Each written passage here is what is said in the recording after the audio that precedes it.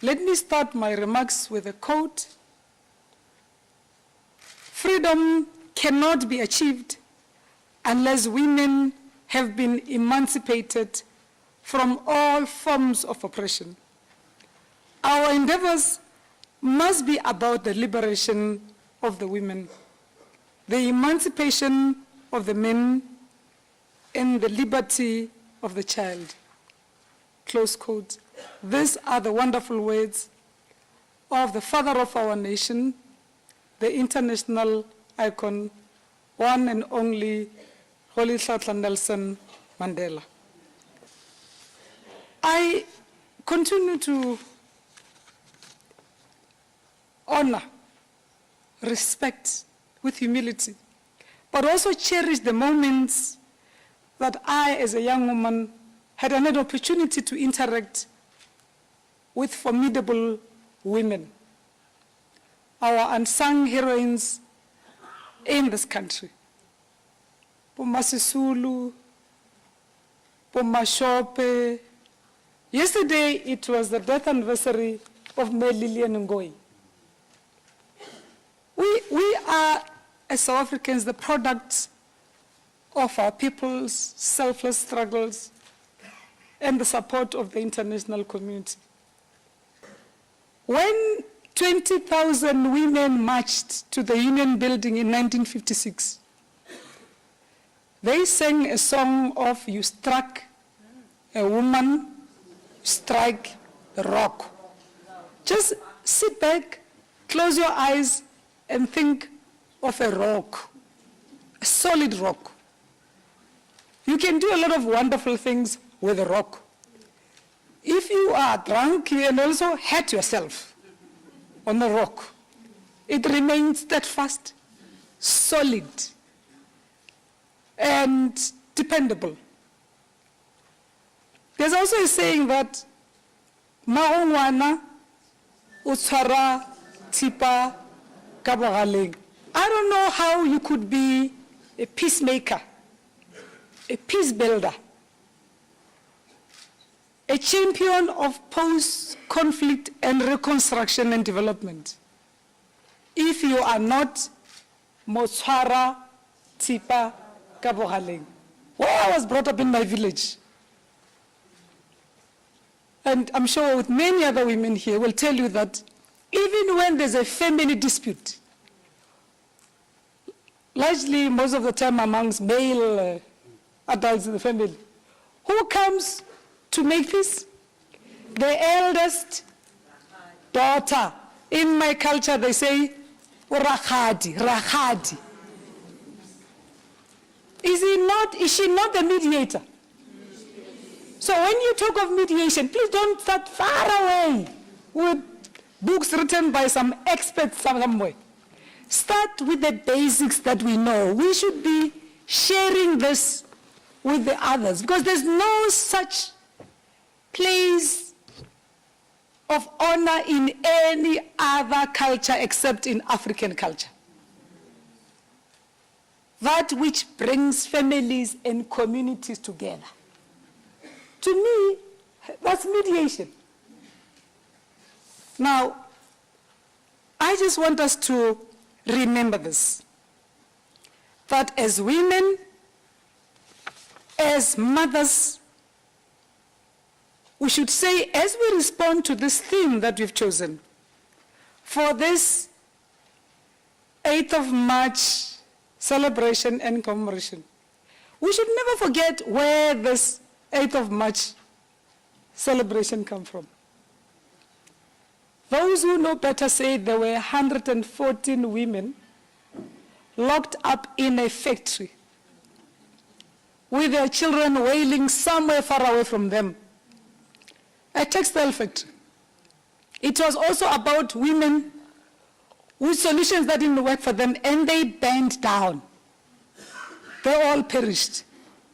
So many, many other stories and untold stories of miseries of women around the world continue.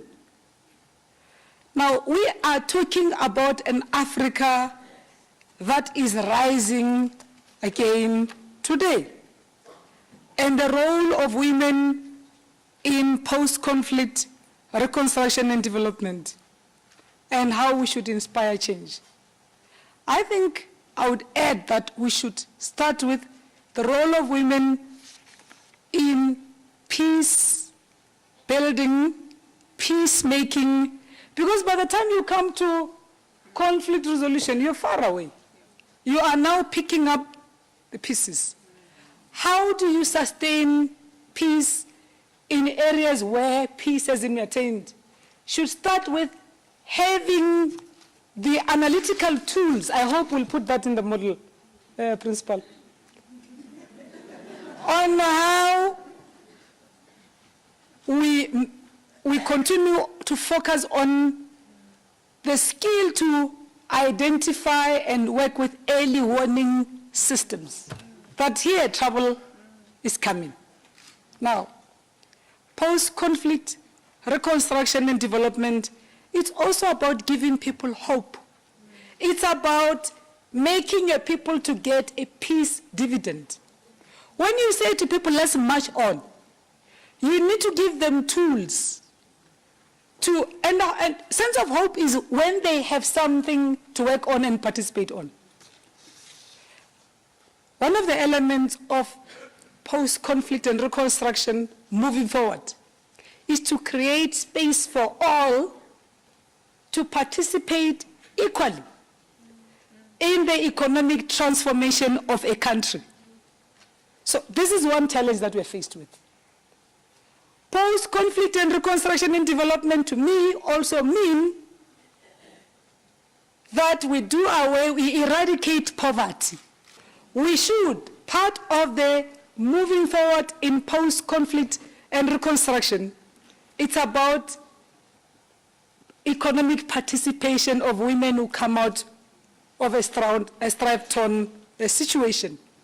That we work with them, nothing about them without them, to create space for them to participate the way they know how in the well-being of the economy, to eradicate poverty, not to alleviate it, eradicate poverty. Secondly, during apartheid days in this country, and in many other patriarchal societies on the continent, when people talk of unemployment, they normally don't refer to women. Women do everything.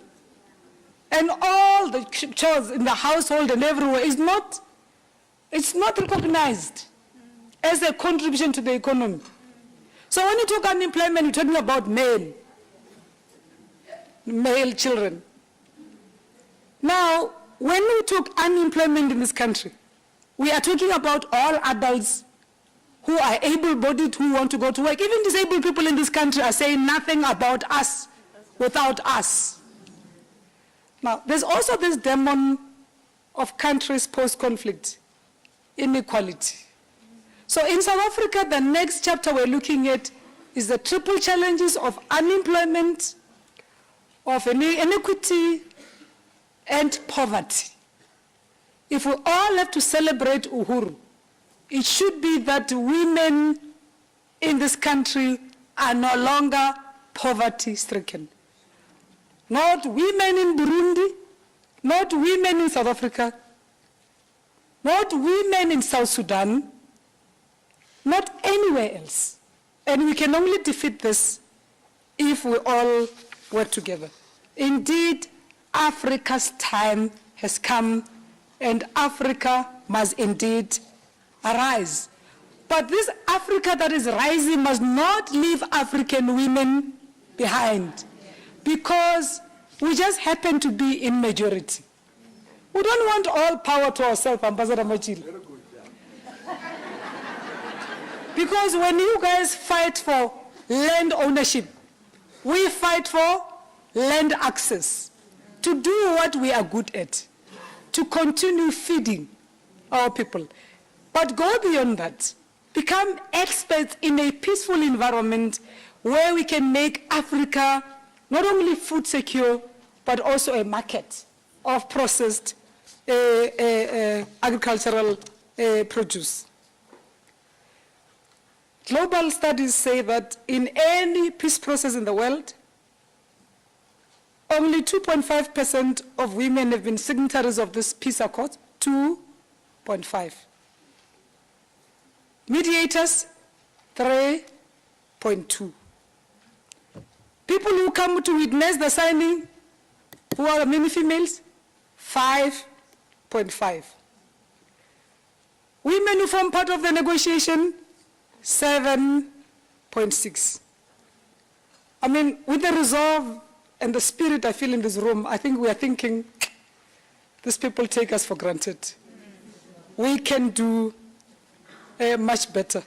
Year 2014 marks the 31st year since the adoption of CEDAW, 28 years since the UN General Assembly's declaration on the participation of women in promoting international peace and cooperation, 15 years since the UN convened the 4th World Conference on Women and participating governments issued. Remember the famous Beijing? So all these efforts need to be led by women to make progress. Security Council also adopted Resolution 1325 on women in peace and security on the 31st October 2000. The resolution which confirmed the role of women in prevention and resolution of conflicts, peace and negotiations, peace building, peacekeeping, humanitarian responses, and post-conflict reconstruction, and stressed the importance and participation and full involvement of us, of women, in maintenance and promotion of peace and security. We have to continue without shyness, taking advantage of these instruments to push for more voice, for more space for ourselves. We can celebrate the fact that we are among some of the countries that contribute female soldiers. I'm talking about in our region, South Africa, Namibia, Zambia, to name just a few. I had an opportunity recently to see our young women who have formed part of the Force for Intervention Brigade, very keen to go into the jungle in the Congo, in Goma. In this regard, we also welcome and celebrate the fact that the chairperson of the AU Commission, Madam Nkosazana Dlamini-Zuma, had appointed Madam Binta Diop as the special envoy for women in peace and security. Because every time we talk women in peace and security, we think of a man. But all these other softer issues will then not be put into consideration. We should continue championing this because we have got many examples in our continent, but also beyond. From Northern Ireland to El Salvador to many other parts of the world, that we only do better if we do not exclude women, because women do not start wars. Even when women are excluded from peace negotiations, their concerns are also excluded. So we should refuse to remain silent. The Africa that is rising, the transformation of the AU to Agenda 2063 should give us a resolve. Those of us who are not very old, who are sure that they would be around in 2063. By that time, we should be able to tell our grandchildren and great-grandchildren even a better story. That we were around when this initiative was supported, and that finally we have achieved an Africa that is free from conflicts, that is peaceful, that is secure, prosperous, and fully developed, where we'll have half the women as heads of states, if not more, because we need 52% Martin, or more. But we should start now. As we work on a common African position on post-2015, part of the transformation agenda should be that where are the women? These low percentages must become history, and the time to do that is now. When you wake up every morning, remember that all African women are very, very beautiful, inside, out, that they are phenomenal, that they are always full of determination to bring about positive change, not for themselves, but for the entire nation, that you, wherever you are the Khadi of peace.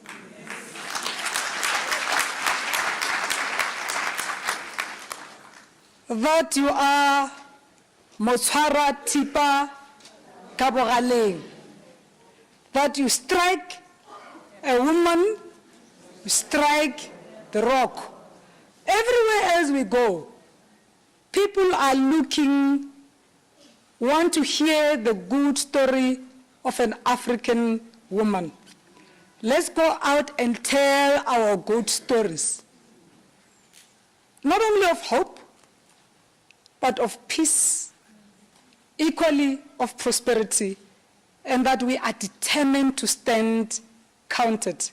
That it's inherent in us to be peacemakers because we don't do coups.